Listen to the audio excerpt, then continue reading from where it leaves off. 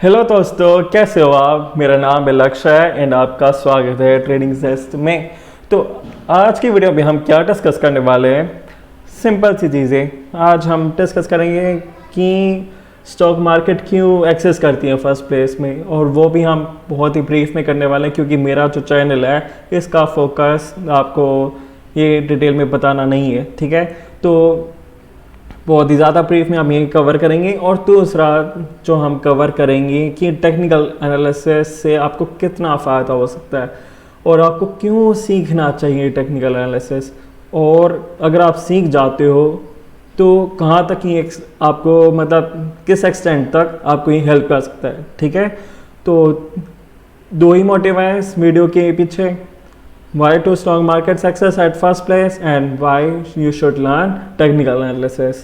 Okay, so without any further ado, let's just jump on this right away. Okay, तो दोस्तों फिर stock market क्यों access करती है फर्स्ट प्लेस में, ठीक है, हम डिस्कस कर लेते हैं। फॉर एग्जांपल अगर आप कंसिडर कर लो कोई कंपनी है जेड के नाम से, ठीक है, कंपनी का नाम है जेड। तो कंपनी को फंड्स रेज करने हैं, ठीक है, फंड्स रेज करने हैं, ठीक है। अब फंड्स रेज करने के लिए कंपनी के पास तीन ऑप्शंस हैं। तो पहला ऑप्शन क्या है? मतलब बहुत सारे ऑप्शंस होते हैं वैसे तो, लेकिन पहला ऑप्शन ये हो सकता है कि वो डेट ले ले, यानी लोन उठा ले, ठीक है। दूसरा हो सकता है कि वो किसी प्राइवेट इक्विटी इन्वेस्टर्स के पास चले जाए, और तीसरा ऑप्शन होता है गोइंग पब्लिक, यानी हम जैसे लोगों से वो पैसा रेज कर सकती है, ठीक है। तो अब क्या होता है कि जनरली ये दोनों ऑप्शंस फिजिबल नहीं होते, एक किसी स्टेज में आकर के, किसी बिजनेस स्टेज में आकर के ये ऑप्शंस फिजिबल नहीं होते। तो कंपनी के पास फिर फाइनल ऑप्शन जो बचता है वो है इट्स गोइंग पब्लिक। अब तो आप पूछोगे कि फंड्स क्यों रेज करने हैं? तो फंड्स रेज करने के पीछे बहुत से रीजन हो सकते हैं। कि पहला रीजन तो हो सकता है कि business operations it could be like expanding, ठीक है, एक्सपेंडिंग हो सकता है, या फिर needs working capital, could be anything, ठीक है, could be anything, or you know setting up something, setting up your logistics, anything, could be anything। business operations को कैरी आउट करने के लिए फंड्स रेज कर सकती है। और दूसरा रीजन हो सकता है कि पेइंग डेट्स, जो कंपनी ने ऑलरेडी लोन उठा रखे हैं उनको पे करना, ठीक है, तो ये रीजन हो सकता है। तीसरा रीजन हो सकता है कि जो वेंचर कैपिटलिस्ट है, जिन जो इन्वेस्टर्स हैं उनको एग्जिट ऑप्शन देना, ठीक है। एग्जिट ऑप्शन यानी मतलब वो अपने शेयर्स को बेच सकते हैं पब्लिक को, ठीक है। तो ये तीन मेन रीजंस होते हैं बेसिकली फंड्स रेज करने के। तो अब आ जाते हैं कि कैसे रेज करती है कंपनी फंड्स। अभी हम एग्जांपल ले लेते हैं। हाल ही में जोमेटो ने आईपीओ लॉन्च किया था अपना। आईपीओ का मतलब क्या होता है? Initial public offering. अब नाम से ही पता चल रहा है कि पहली बार वो पब्लिक को अपने शेयर्स इशू कर रही है, ठीक है। तो शेयर्स इशू कर रही है in exchange for funds, alright.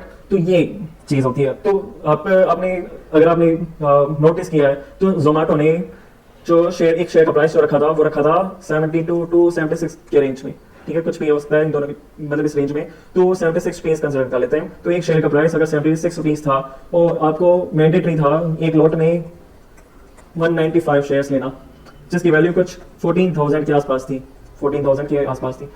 तो आपको 195 शेयर्स अलॉट हो जाते 76 रुपीज के हिसाब से, ठीक है, अगर आप आईपीओ में अप्लाई करते तो। और जब ये लिस्ट हुआ शेयर उसमें एक्सचेंजेस में, तो एक शेयर की वैल्यू 116 रुपीज थी, लगभग 50% जंप। जो शेयर की वैल्यू है 50% इंक्रीज हो गई, यानी आपका प्रॉफिट में 50% इंक्रीज हो गया अप्रोक्स, ठीक है। तो ये चीज थी। तो इस तरह से कंपनी अपने क्या कहते हैं शेयर्स इशू करती है एक्सचेंजेस में, ठीक है। एक्सचेंजेस क्या होते हैं? एक्सचेंजेस होते हैं, मैं आपको बताता हूँ। एक्सचेंजेस क्या होते हैं? एक्सचेंजेस होते हैं मार्केट प्लेस, एक तरह से आप मार्केट प्लेस समझ लो, जहां पे कंपनी और बायर्स मिलते हैं, ठीक है।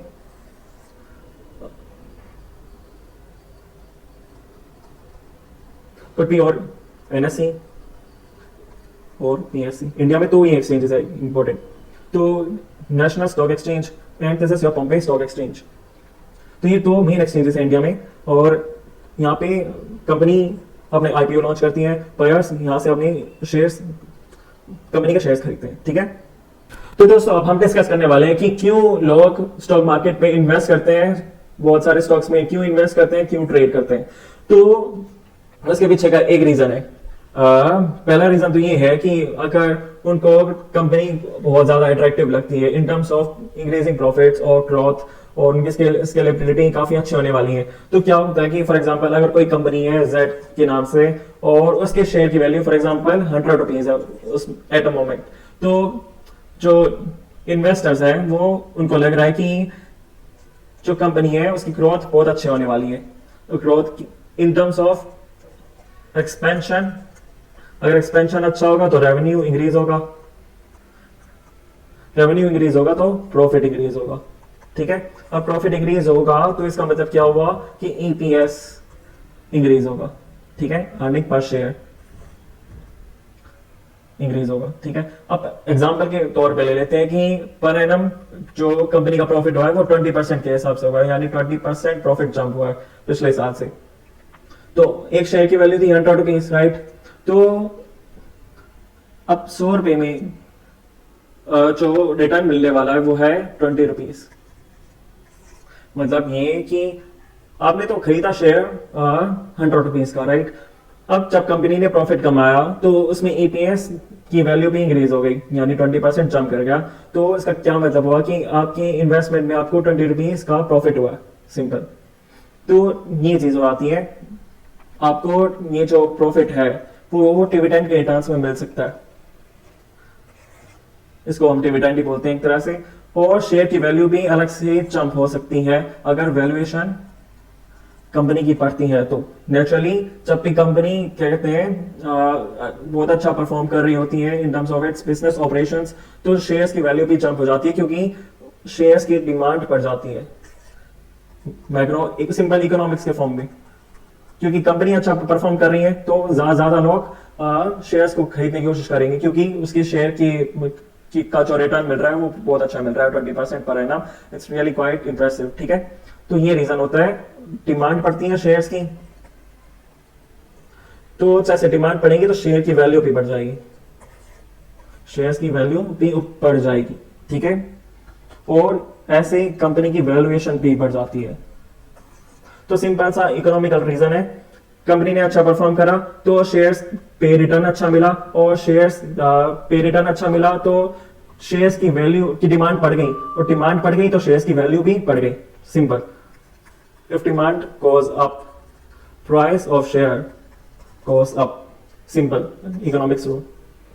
And when the price of a share goes up, तो क्या होता है, फॉर एग्जाम्पल अगर किसी इन्वेस्टर ने 100 रुपीज पे का एक शेयर खरीदा है, तो अगर प्राइस ऊपर चले जाता है, फॉर एग्जाम्पल अगर उसका 200 रुपीज हो जाता है एक शेयर पे, तो उसको प्रॉफिट कितना हुआ, 100 रुपीज का प्रॉफिट हो गया, राइट, सिंपल।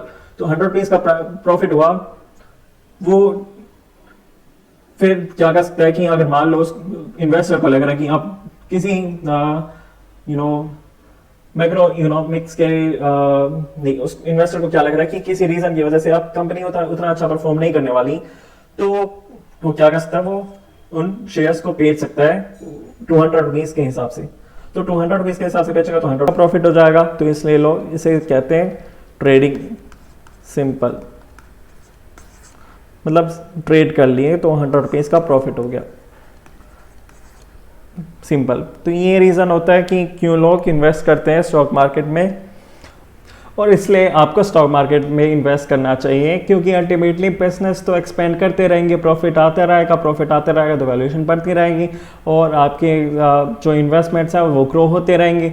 तो इस वजह से आपको स्टॉक मार्केट पे इन्वेस्ट करना चाहिए। और गाइस, रियली सॉरी फॉर आज के लिए वीडियो काफ़ी लंबी बन चुकी है, तो आज के लिए इतना ही। और जो हमारा सेकंड पार्ट था कि why you should learn about technical analysis, वो हम नेक्स्ट वीडियो में सीखेंगे, ठीक है। तो आज के लिए इतना ही। तो और अगर आपको वीडियो काफ़ी इंफॉर्मेटिव लग रही है, आप इंजॉय कर रहे हो, तो please put a like button and don't forget to subscribe and to share it यार, अपने दोस्तों को भी शेयर करो तो please. So thank you for the day and see you in the next video.